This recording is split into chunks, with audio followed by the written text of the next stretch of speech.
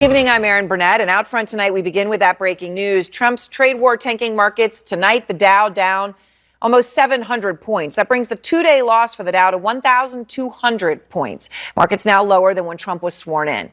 And all of this as the president is about to head to the Capitol to speak to his biggest audience since taking office, obviously the joint session, but also around the world. Trump expected to talk about a lot of things, including his war against America's trading partners, Canada and Mexico. Also on that list, the tariffs on China that has caused panic around the world and at home and in those markets. And at the White House, we're told they've been fielding calls all day long from angry Republicans, many of them from agricultural states, who are worried about Trump's social media posts that they should, quote, have fun with the tariffs. And then there's the counterstrikes in this war. China tonight putting a 15% tariff on a number of American farm products. A number of Canadian provinces are now banning U.S. products altogether, including American alcohol. Ontario came out and ripped up a $100 million contract with Starlink. Of course, that's Elon Musk's Starlink. And Prime Minister Justin Trudeau is not holding back. He has said repeatedly that what he wants is to see a total collapse of the Canadian economy, because that'll make it easier to annex us. First of all, that's never going to happen. We will never be the 51st state. I mean, I can't believe we're living in a world where we're actually talking about that seriously, as he was, because Trump keeps bringing it up. The backlash has been fast and furious to the tariffs, so much so that suddenly the White House is signaling all of a sudden, right? No way, we're not going to stop. We're doing it. And then here they are. They come in, and then less than 24 hours later, we hear this on Fox News. It's not going to be a pause, none of that pause stuff. But I think he's going to figure out, you do more, and I'll meet you in the middle some way. And we're going to probably be announcing that tomorrow. What? I mean, is this a weird situation to be in, where it is possible that the only thing worse than starting a full-on trade war is backing off so fast that nobody thinks your word means anything at all? It also... Retail giants Target and Best Buy sounding the alarm on tariffs, warning of potential price hikes for consumers. Meanwhile, the auto industry is on edge, bracing for the impact of new trade policies. Jeff Flock joins us from a dealership in Pennsylvania. Hey, Jeff, good to see you. How will car prices be affected by these new tariffs? I don't think they're coming down, Lydia, as a result of the tariffs. That's one thing for sure. Take this Ram. This is a heavy-duty Ram truck built in Mexico. $91,000 is what the sticker is right now. Put the tariff on there, $120,000. Can you sell it, David Keller? No, that Ram will not sell for that amount. Yeah. You're worried. Yeah, I'm very concerned because... Why?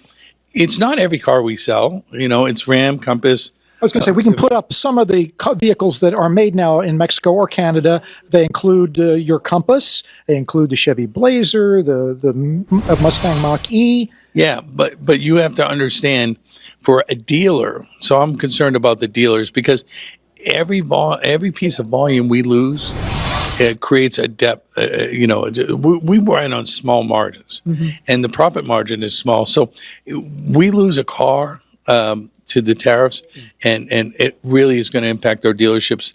And the dealerships are the guys in the community, the guys that are working. Yeah. We impact our dealers in that fashion. It's a bad thing. Barclays just put out, Lydia, a note to investors. And I think it says, I quote it in some way, without any adjustment on the part of the manufacturers, Barclays estimates that it could wipe out all of the profits from the big three automakers. Yeah, well, that's not good either, right? I mean, because when they wipe out the profits, they're going to, the research and development will dwindle.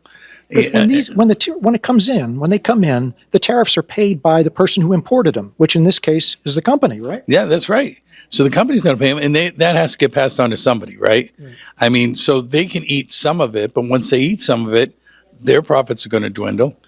We're going to have a higher priced car. Our profits are going to dwindle, and this. You just got told. That's the final point. You just got told by one of the executives at Stellantis that if the vehicles are out the door of the factory now, they are tariff free. By midnight last night, they are tariff free. So theoretically, you are going to have a couple of weeks of supply here. We got a little bit of room.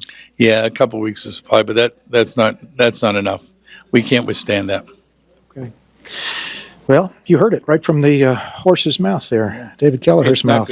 David Chrysler Jeep Dodge Ram here in the Philadelphia suburbs. Guys, back to you. Jeff Flock, thank you very much for that live report. Thanks, Lydia. Trudeau making a personal and direct appeal to President Trump. Here's a big chunk of what he said today. We stepped up. We engaged closely and constructively with the president and his administration. We did everything we promised. We stuck to our word.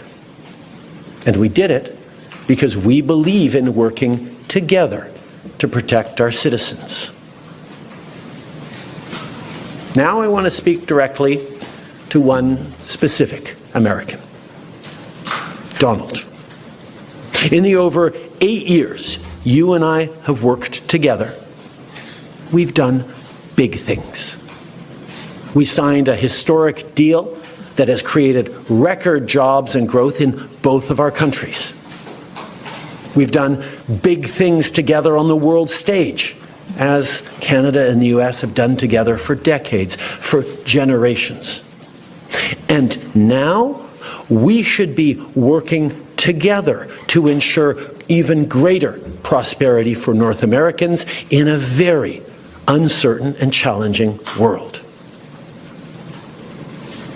Now, it's not in my habit to agree with the Wall Street Journal, but Donald, they point out that even though you're a very smart guy, this is a very dumb thing to do. Really interesting that he said that. Joining us now, NBC News senior business correspondent Christine Romans and national affairs correspondent for The Nation, John Nichols. I was surprised that he went so directly and so personally at Donald Trump.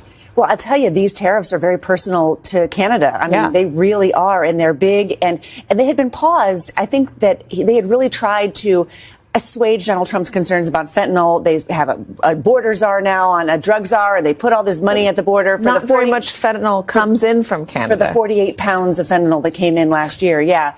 And Howard Lutnick, the Commerce Secretary today, also said this is a drug war. The trade war hasn't even started yet. This is simply a drug war to keep Americans from dying, which, again, you've got Canada saying, wait, we are not a big drug problem here in this country. And in fact, you need us to be your ally against, aggressive trade maneuvers from people like China, who really are competitors. What does he have against Canada? Have we figured that out? Why he's don't know. I really don't know. Hell-bent on punishing them. He calls this a punishment. And that's what's so perplexing from the Canadian side of things, right? Because they feel like they've been an ally in so many different ways to the United States. And again, the U.S., Mexico, and Canada, this amazing North American bloc, Donald Trump wrote the rules for automobile trade for these three countries just half a dozen years ago, and now is scrapping those and saying, I'm going to punish you over drugs. That's not what these countries signed up for. John, talk to me a little bit about what this is going to mean, because when you're talking about an automobile, like Christine just mentioned, it goes across borders multiple times. So you're adding a 25% tariff multiple times on a single automobile. Well, Christine just mentioned trade agreements. And, one of the complexities of trade agreements, of course, is that we now have integrated manufacturing, i.e. pieces move from country to country. And so the idea that you can simply, kind of shut that down and be in one place or another without recognizing that relationship is madness. It doesn't work in a modern age. And I think this re-emphasizes one of the challenges with Donald Trump. As the prime minister was saying, he's a smart guy, but he's a smart guy in certain areas of business. I don't think he and a lot of the people around him really understand trade policy. It's not supposed to be mixed up with drug policy. It's not supposed to be mixed up with other policies. It's supposed to be focused on how you use tariffs very carefully to shore up some aspects of business in your country, to open up markets in other countries.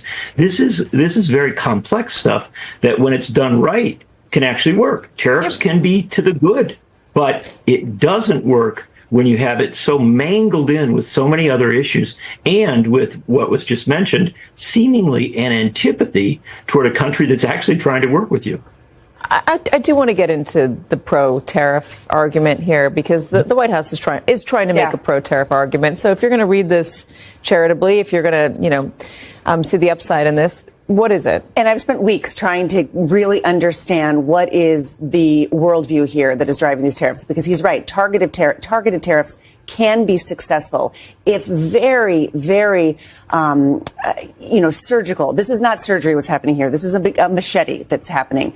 But what they think is if you put these tariffs on, you're going to bring in all of this revenue. Now, that revenue is not coming from foreign countries. It's not. It's coming from the importers. So that's one of these things where they just, their premise is off from what is conventional wisdom and is what is economic policy.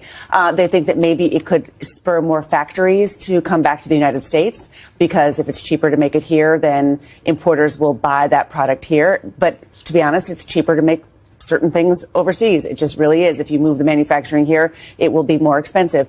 And in terms of the drug policy, again, that seems to be a punitive trade war tactic. That's not actually meant to grow the economy. I'm not sure how that fits in. I would agree with your other guests that just doesn't. Those things are separate. John, when we're talking about farming, there's a lot of agriculture that's going to be affected here too. We can put some of the stuff up on the screen: tomatoes, berries, avocados. Not so easy to grow an avocado in Idaho. Not a place where avocados are going to thrive. But people have made points that it would be better for us to grow more of our own food here in this country, rely on our own food chain. If you are a farmer and you are anticipating these tariffs, how do you do that? How do you sustain your business? I think a lot of them are scared. And I think a lot of them are very, very concerned. When tariffs were done some years back, they hit farmers hard. Now, the U.S. government stepped in to try and shore them up, and so that made it easier. But I think that for farmers, one of the great challenges is always certainty. It's true in most business. And farmers want to have a certainty that if they go into a certain product and frankly, buy a lot of seed or invest in a major way, that they're going to be able to produce it over time. What makes certainty is markets, right? If markets are available and you know that you're going to have ongoing relationships, then that works out well. When markets begin to be closed up and when you're under pressure not to produce certain things, maybe to produce other things,